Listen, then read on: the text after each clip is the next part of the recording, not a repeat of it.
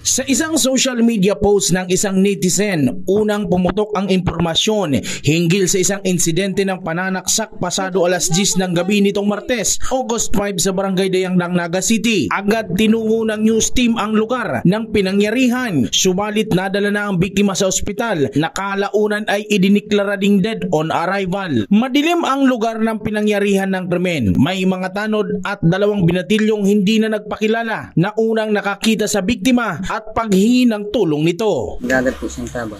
Kung kami alis may pang may BM sa minadam po ko ng kuraro. Gagat taba. Ako po nagkakalaka, nag-kalkal po ko ng basura. Siya po, nanginginutan po. Para batok pang video. Tapos sa daig, gigidakan hindi kami.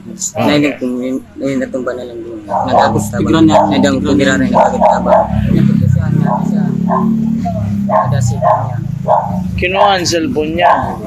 Ayon pa sa mga saksi, inangat pa ang damit at nasabi pa umano ng biktima na nasaksak siya sa bandang dibdib. Paglilinaw po sa pangyayari kagabi sa Barangay Dayangdang, Naga City, posible mga bandang alas 10 nangyari yung pananaksak sa isang estudyante na 27 years old na taga Calabanga, Camarines.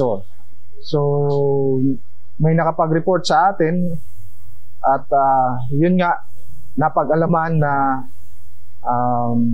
itong si alias Beans na taga Calabanga ay sinaksak sa parting Barangay Tinago, at nakatakbo ito sa Barangay Dayangdang hanggang sa may nakakita sa kanya at nakapag-post sa Facebook.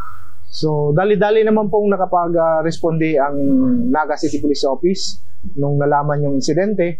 And malungkot na pangyayari, nung nasa ospital na po ang biktima natin na si Vince, dineklara na po itong dead on arrival ng attending physician sa Bicol Medical Center. Maaga nitong Miyerkules, sumuko ang sospek sa pulisya na itinago sa alias Nonoy. Bit-bit ang kutsilyong ginamit sa pananaksak sa biktima. Nag-contact yung sospek sa investigator ng Police Station 5 para sa kanyang pagsuko. So, naibigay niya yung ginamit niya na panaksak na kutsilyo. And sa ngayon po inaalam pa ang pinakamotibo.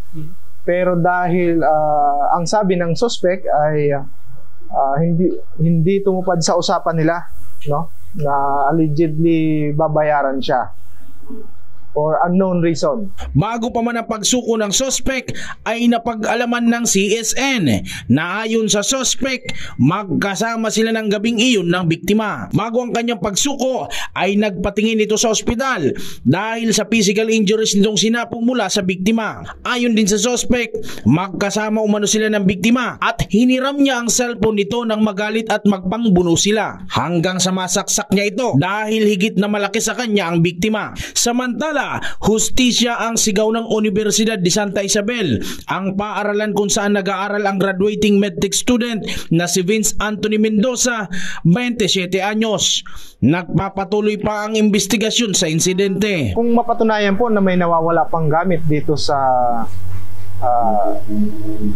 biktima natin and napag-alaman na ito ay kinuha or nasa kamay ng suspect, so malamang baka mapunta pa ito sa robbery with homicide.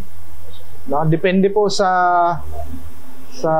mga elements na makukuha natin. Ang pinakamabilis pong para sa responde is yung 911. Mag-dial po kayo ng 911 kahit po walang load.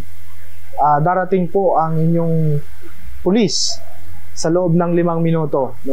Yan yung sinasabi ng ating Chief PNP na hindi nyo na kailangan pumunta sa police station. So, ito pong insidente na to, agad na nakapunta yung police nung may tumawag na po. Jan Amador, CSN.